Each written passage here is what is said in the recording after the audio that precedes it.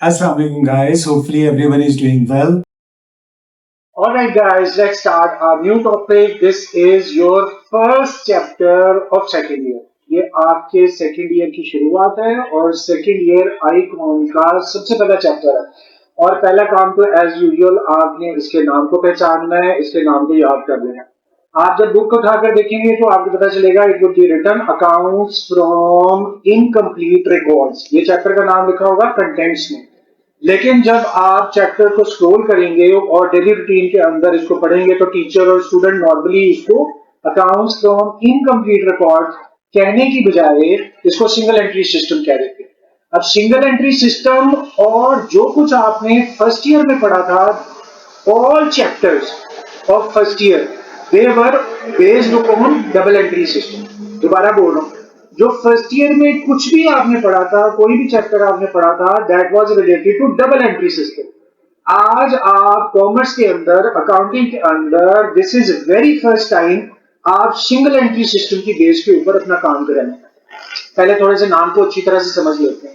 Accounts तो as usual recording of transaction है, जो हमने फर्स्ट ईयर में सीखा था। यहाँ पर भी डिफरेंट ट्रांजेक्शन होंगी, उनको रिकॉर्ड करेंगे। इनकम्प्लीट का क्या मतलब है कि आपके पास डाटा ही कंप्लीट नहीं है और आपने अकाउंट्स भी कंप्लीट रिकॉर्ड नहीं करने। ये कैसी बात हुई कि हम अकाउंटिंग एक कॉम्प्रिहेंसिव सब्जेक्ट भी पढ़ रहे हैं लेकिन वो इनकम्प्लीट होगा, क्वेश्चन भी इनकम्प्लीट होगा, डाटा भी इनकम्प्लीट होगा और जो हम सोल्यूशन प्रोवाइड करेंगे वो भी इनकम्प्लीट होगा। अब इसकी आगे चल के हम समझ ज्यादा बेहतर तरीके से क्रिएट करेंगे कि व्हाई इट इज, लेकिन अभी का काम आपने इसका नाम समझना है और इसका थीम समझना है कि आपका क्वेश्चन इनकम्प्लीट होगा और आपका डाटा भी इनकम्प्लीट होगा, आपके रिकॉर्ड्स भी इनकम्प्लीट होंगे, क्योंकि ये सिस्टम कौन सा है? Single entry system. अब जो फर्स्ट ईयर में आप पढ़ के आ रहे हैं ना, that was double entry system. Major difference क्या है इन दोनों चीजों के अंदर? आपने ध्यान से इस सेंटेंस को ना अपने दिमाग में डाल लेना है। Under double entry system you will always have two aspects, यानी कि ये जनरल बनाते थे ना, मैं आपको बस याद कराने के लिए पिक्स लगा दी है। ये हमारे फर्स्ट ईयर के टॉपिक्स में पहला टॉपिक था जनरल एंट्री। उसमें देखिए एक अमाउंट लिखी हुई है डेबिट साइड पर और डबल एस्पेक्ट या डबल एंट्री सिस्टम एक अमाउंट लिखी हुई है क्रेडिट साइड पे। So amount was present on debit side and amount was present on credit side as well. ये डबल एंट्री सिस्टम है। इसी तरह से अब यहां देखिए ये लेजर बनाया था हमने और कई जगह लेजर बनाया था। आपने कैश बुक में भी लेजर बनाया और आपने लेजर्स का एक चैप्टर था, वहां पर भी डिफरेंट लेजर्स क्रिएट किए थे। लेकिन देखिए ये अमाउंट 500 रुपीज जो लिखी हुई है ये डेबिट साइड की अमाउंट है। ये देखिए ऐसे लिखते थे आप डेबिट साइड और डेबिट साइड की अमाउंट। और फिर डबल एंट्री सिस्टम, इसके बिल्कुल ऑपोजिट साइड पर एक और अमाउंट आपको नजर आ रही है जो को क्रेडिट है। तो ये क्या था? ये डबल एंट्री सिस्टम था जिसमें हमेशा हम two aspects of transaction record करते थे, यानी डेबिट भी होता था और क्रेडिट भी होता था। लेजर में डेबिट भी होता था और क्रेडिट होता था। इसी तरह से आप प्रॉफिट लॉस अकाउंट बनाते रहे। फाइनल अकाउंट आपको याद होगा, एक चैप्टर हमने कंप्लीट किया। बहुत सारे स्टूडेंट उसको स्किप कर देते हैं, लेकिन पेपर में जिन लोगों ने इस चैप्टर को फर्स्ट ईयर में अच्छी तरह समझ के किया, मैं प्रॉमिस करता हूं कि मार्क्स ज्यादा होंगे। आप अपने क्लास फेलो से डिस्कस कीजिएगा जो फाइनल अकाउंट को अटेम्प्ट करके आए हैं और उनका क्वेश्चन ठीक है, उनको उनके नंबर बाकियों से ज्यादा होंगे। यहां पर भी देखिएगा ये डेबिट की अमाउंट है सारी की सारी, लेकिन उसी टाइम आप डबल एस्पेक्ट यानी कि क्रेडिट की अमाउंट भी इधर पोस्ट कर दें। तो डबल डबल एंट्री सिस्टम यानी कि फर्स्ट इफेक्ट और सेकंड इफेक्ट, यानी कि डेबिट और credit both aspects would be present at the same time. अब वापस चलें अपने टॉपिक की तरफ। हमारा जो टॉपिक है वो इनकम्प्लीट रिकॉर्ड है। या तो हम सिर्फ एक साइड कंप्लीट कर रहे होंगे या फिर हम दूसरी साइड कंप्लीट कर रहे होंगे। कभी ऐसा नहीं होगा कि हम दोनों ही एस्पेक्ट्स एक वक्त में रिकॉर्ड कर रहे होंगे। That is why it is called single entry system. अच्छा, थोड़ी सी बात अब हम आगे बढ़ाएंगे, इसका आप स्क्रीनशॉट ले लें। बेसिकली ये शॉर्ट क्वेश्चंस के लिए बहुत इंपॉर्टेंट है कि सिंगल एंट्री और डबल एंट्री सिस्टम के अंदर फर्क है। अब आपने ना इसके लिए एक एग्जांपल अपने दिमाग में बनानी है। आपकी अटेंशन बहुत जरूरी है इस टाइम। आपने अपने दिमाग के अंदर एक एग्जांपल क्रिएट करनी है कि समझ लें कि आपका बहुत छोटा बिजनेस, सिंगल एंट्री वाले कौन लोग होते हैं? बहुत छोटा बिजनेस करने वाले, और आपके पास इतने रिसोर्सेज नहीं है या आपके पास ट्रांजेक्शन्स नहीं है कि आप कंप्लीट रिकॉर्डिंग का सिस्टम बनाएं। तो कुछ स्टूडेंट ऐसे भी होते हैं ना जो शॉर्टकट ढूंढते हैं, वो कहते हैं जी सारा ना पढ़ाएं, बस एक आध चैप्टर पढ़ा दें या 2 चैप्टर पढ़ा दें। ये बिल्कुल सिंगल एंट्री सिस्टम और उन स्टूडेंट्स की नेचर एब्सोल्युटली सेम है। सिंगल एंट्री भी क्या करता है कि भाई मुझे सारा double entry, journal, ledger, trial balance, profit and loss, yes पहले जर्नल बनाएंगे, फिर लेजर बनाएंगे, फिर प्रॉफिट लॉस अकाउंट बनाएंगे, फिर बैलेंस शीट बनाएंगे। लंबा प्रोसीजर है जो कि डबल एंट्री सिस्टम फॉल करता है जहां पर। लेकिन सिंगल एंट्री सिस्टम में वो शॉर्टकट वाले स्टूडेंट याद रखें, इस तरह आपको याद रहेगा। सिंगल एंट्री वाले कहते हैं हमें नहीं ये सारा कुछ करना, हम डायरेक्ट ही ऐसा सिस्टम अडॉप्ट करेंगे, ना जर्नल, ना लेजर, ना प्रॉफिट लॉस, ना बैलेंस शीट बनानी पड़े, ना ट्रायल बैलेंस बनाना पड़े, और डायरेक्ट हम प्रॉफिट क्रिएट कर लें। इसकी एग्जांपल क्या है? फर्ज करें कि आप छोटे से ट्रेडर हैं, आपके पास थोड़ा सा सामान है, अगर आप अपनी दुकान बनाए तो डिफिकल्ट, किराया देना प्रॉब्लम है, कैपिटल इकट्ठा करना मुश्किल है। आप क्या करते हैं, आप इंपोरियम चले जाते हैं या किसी भी मॉल के अंदर चले जाते हैं और वहां पर अपना सामान रखवा के आ जाते हैं। एक माह गुजरने के बाद आप सिर्फ वहां विजिट करते हैं, देखते हैं कुछ सामान बिक गया है, उसके पैसे ले आते हैं, जो सामान नहीं बिका उसको आप क्लोजिंग में नोट कर लेते हैं। तो बजाय इसके कि आप रोजाना चक्कर लगाएं और वहां बैठ के देखें कि कितनी ट्रांजेक्शन हुई, तो आप ट्रांजेक्शन करते जाएंगी। मैंने यहाँ पर परचेज किया, फिर अगले दिन परचेज किया, फिर अगले दिन सेल किया, फिर अगले दिन सेल किया। इसकी बजाय आप एक महीने में सिर्फ एक दफा जाएं और जाके अपनी ट्रांजेक्शन चेक करें। तो आपके पास 100 यूनिट थे, रह गए 20 यूनिट, 80 यूनिट, आप पैसे ले आएंगे। तो बजाय इसके कि आप डबल एंट्री की तरह रोजाना ट्रांजेक्शन करें, महीने में सिर्फ एक टेबल बनाएं और सिंपल ट्रांजेक्शन को आप रिकॉर्ड करें। So this was your single entry system. ये इंट्रोडक्शन था।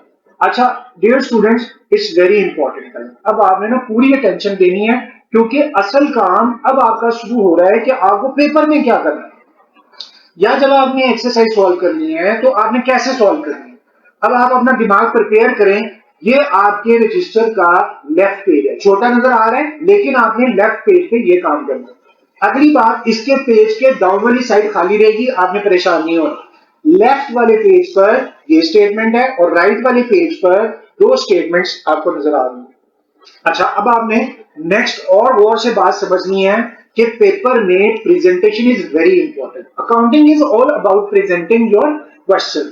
तो अगर आपने ऐसे लाइंस ना लगाई तो आपके क्वेश्चन की प्रेजेंटेशन खराब होगी। So first request is to please pay 100% attention कि कैसे आपने ये दो कॉलम लेफ्ट वाले पेज पे बनाने हैं। हेडिंग क्या देनी है? Particulars, amount and amount. Main heading क्या देनी है? Profit loss statement. Right page पर आपने दो लेजर की शक्ल, जैसे मैंने आपको किया, आगे देखिए हमने यहाँ पर ये लेजर बनाया है, इसमें देखिए ये डेबिट और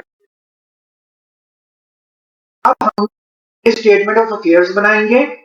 यहां पर भी लेजर की शक्ल मिल रही है, इसका नाम रखेंगे स्टेटमेंट ऑफ अफेयर्स ओपनिंग। एक और स्टेटमेंट बनाएंगे, इसका नाम रखेंगे statement of affairs closing.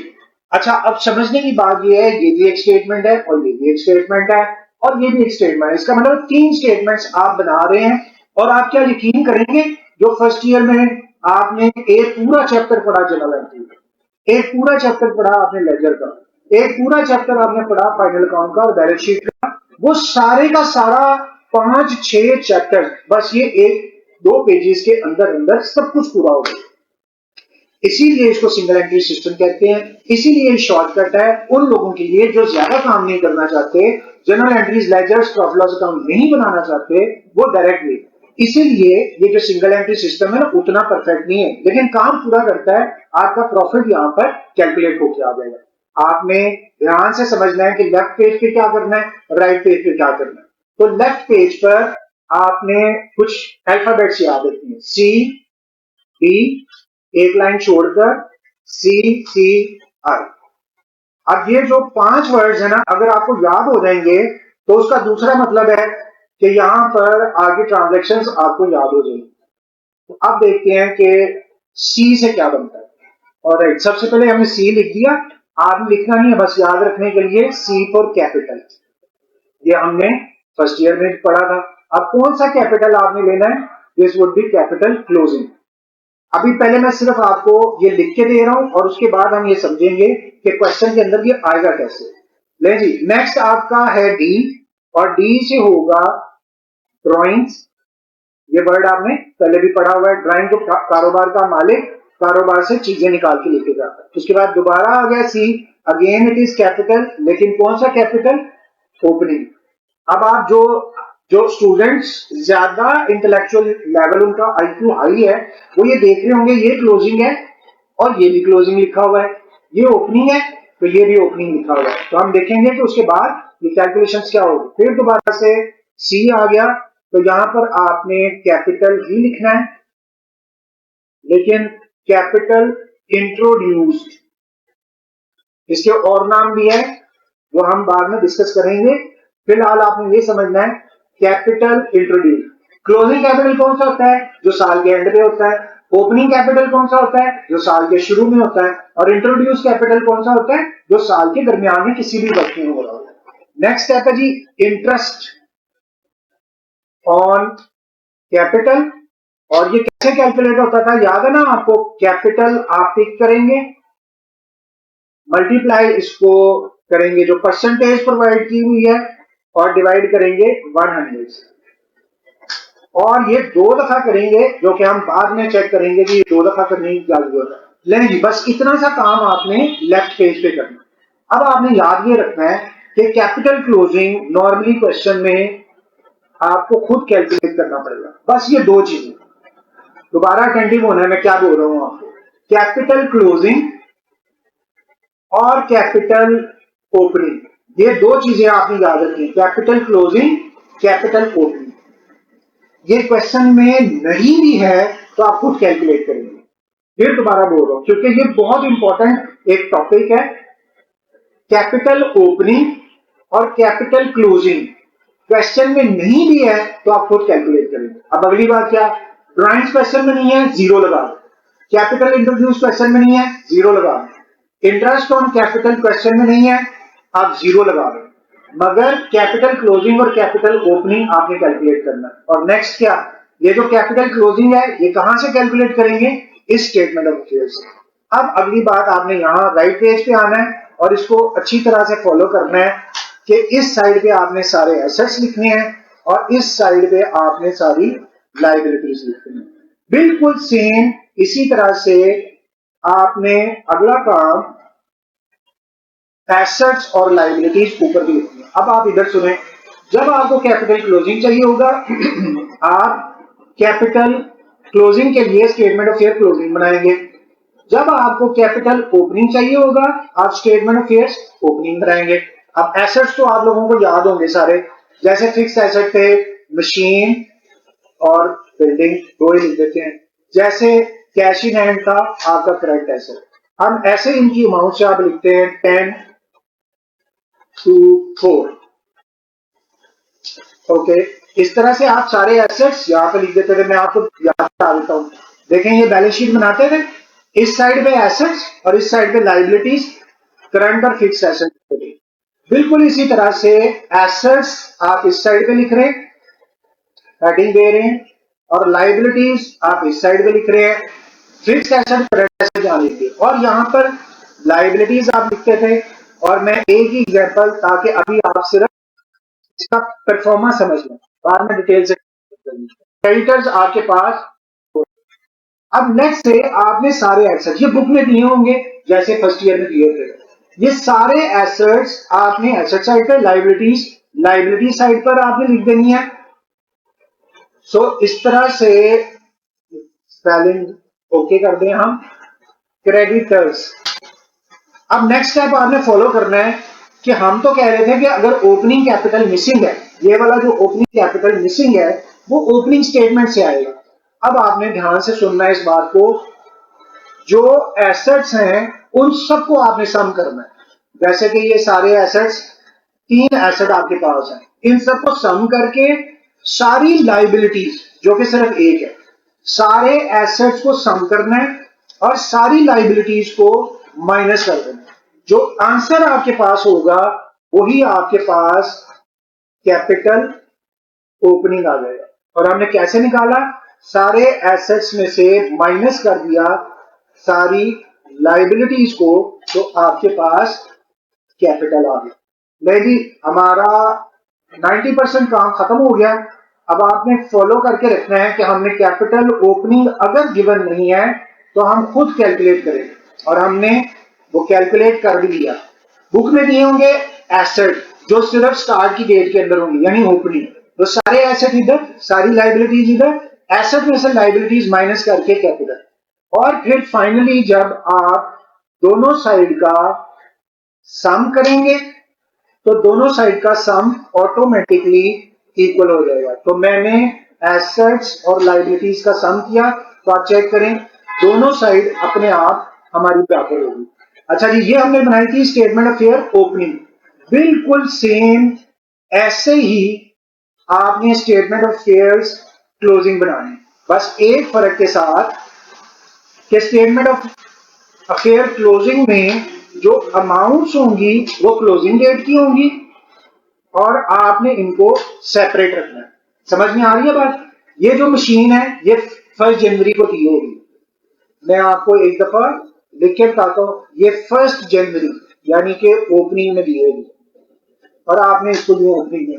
Building 1 January, cash 1 January, creditor 1 जनवरी। उसके बाद क्लोजिंग में क्या करना है, मशीन 31 दिसंबर। मैं वैसे एग्जांपल दे रहा हूं, डेट्स की, डेट डिफरेंट हो सकती हैं लेकिन मैं साथ में लिख देता हूं। जो एसेट्स 1 जनवरी के हैं उनको ओपनिंग स्टेटमेंट में डाल दें और जो एसेट्स क्लोजिंग यानी 31 दिसंबर के हैं उनको आप क्लोजिंग में डाल दें। अमाउंट्स इनकी डिफरेंट होंगी और जब आप क्लोजिंग को क्लोजिंग में, ओपनिंग को ओपनिंग में, ओपनिंग एसेट में से ओपनिंग लाइबिलिटीज लेस करेंगे ओपनिंग कैपिटल, क्लोजिंग एसेट में से क्लोजिंग लाइबिलिटीज लेस करेंगे तो क्लोजिंग कैपिटल आ जाएगा। और इसी तरह से आप जब क्लोजिंग को सम करेंगे तो उसका टोटल, और इसी तरह से लाइबिलिटीज को सम करेंगे तो वो टोटल, और दोनों टोटल अपने आप आपके बराबर आ जाएंगे। ऑलराइट गाइस, अब सम अप करते हैं। आपको कहा था कि क्लोजिंग कैपिटल क्वेश्चन में नहीं है, खुद कैलकुलेट करना है। कैसे? एक स्टेटमेंट बनाना और स्टेटमेंट में क्या करना है, 31 दिसंबर के आगे जो एसेट्स लिखे हुए हैं उनमें से 31 दिसंबर की लाइबिलिटीज को लेस करना है और आपके पास क्लोजिंग कैपिटल आ जाएगा। नहीं मालूम था, हमने खुद पता किया और क्लोजिंग कैपिटल 24 आपने यहां लिख दिया। अच्छा जी, उसके बाद ओपनिंग कैपिटल नहीं है तो खुद कैलकुलेट करना। ये रेड कलर के अंदर सारे ओपनिंग एसेट में से ओपनिंग लाइबिलिटीज आपने लेस की तो जो अमाउंट आपके पास आई वो ओपनिंग कैपिटल है और वो आपने यहां पे पोस्ट करना। अच्छा जी, ड्राइंग्स हैं तो लिख दें, नहीं है तो छोड़ दें। कैपिटल इंट्रोड्यूस है तो लिख दें, नहीं है तो छोड़ दें। इंटरेस्ट है तो लिख दें, नहीं है तो छोड़ दें। उसके बाद आपने फाइनली इनको ऐड और लेस करना। अच्छा, अब एड लेस का तरीका मैं आपको समझाने लगा हूं, ध्यान से आपने समझना। अभी सपोज कर लेते हैं कि ड्राइंग्स 2 है तो आपने सबसे पहले ऊपर वाले पार्ट्स को जमा कर लेना। उसके बाद अगर इंट्रोड्यूस कैपिटल 24 है, 2 इंटरेस्ट ऑन कैपिटल है, तो आपने नीचे वाले पार्ट को, किस किस को, यहां पर इंटरेस्ट ऑन कैपिटल को, फिर आपके पास इंट्रोड्यूस कैपिटल है और फिर ओपनिंग कैपिटल है, इनको जमा कर लें। ये जो ऊपर वाला पार्ट है इनको अलहदा जमा करना है, दरमियान में ब्रेक है, फिर जो नीचे वाले 3 है अलहदा जमा करना है और सिंपली आपने यहां पर ऊपर वाले पार्ट्स में से नीचे वाले पार्ट को लेस करना है। ऊपर वाला पार्ट था 26, कैसे आया, जब कैपिटल क्लोजिंग और ड्राइंग को प्लस किया और उसमें से आपने नीचे वाले पार्ट को, जो ये 3 अमाउंट थी ओपनिंग, इंट्रोड्यूस और इंटरेस्ट, इसको माइनस कर दिया और फाइनली ये आपके पास प्रॉफिट कैलकुलेट हो गया। तो जो फर्स्ट ईयर में इतने सारे चैप्टर किए थे उसकी बजाय बस ये 3 अकाउंट बनाएंगे और सारे चैप्टर आपके कवर हो जाएंगे। यहां से याद कर लीजिएगा, statement of year opening, statement of year closing, जो इनके आंसर आएंगे वो कैपिटल क्लोजिंग और कैपिटल ओपनिंग में लिखने हैं। फर्स्ट 2 अमाउंट को प्लस करना है, लेफ्ट साइड पे लिख दें, लास्ट 3 अमाउंट को प्लस करके साइड पे लिख दें, दोनों का फर्क है वो प्रॉफिट है। एक बात बस अब आपने याद रखनी है, जो क्लोजिंग स्टेटमेंट है ये हम नेक्स्ट लेक्चर में देखेंगे, ध्यान से आपने नेक्स्ट लेक्चर भी समझना है। यहां पर विद एडजस्टमेंट है जो आपने फर्स्ट ईयर में पढ़ी थी और जब मेरी आपसे मुलाकात हो नेक्स्ट लेक्चर में तो मैं आपसे पूछूंगा और यहां पर आपने लिखना है विदाउट एडजस्टमेंट, कोई एडजस्टमेंट नहीं करनी है आपने। ये क्या होता है ये हम नेक्स्ट लेक्चर में सीखेंगे।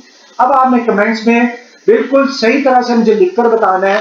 एसेट्स की 2 एग्जांपल, हालांकि मैंने लिखी है, अपनी मर्जी से आप लिख दीजिएगा, और लायबिलिटीज की 2 example. Alright guys, this was our introduction of first chapter. ये हमारा चैप्टर है जी, accounts from incomplete record, single entry system. और आपने जिस बात को बहुत अच्छे तरीके से याद रखना है, left page, right page, right page पे 2 स्टेटमेंट्स, लेफ्ट पेज पे 1 स्टेटमेंट, लाइंस लगानी है, अच्छी तरह से सीखना है। अगर फिर भी कोई प्रॉब्लम हो, मेरे से डिस्कस करना है, मैं पूरी कोशिश करूंगा आपके मैसेजेस, टेक्स्ट को फौरन आंसर करूं। कोई प्रॉब्लम हो, डायरेक्टली मीटअप हो सकता है। So thank you very much for your time. It's time to say goodbye. Allah Hafiz.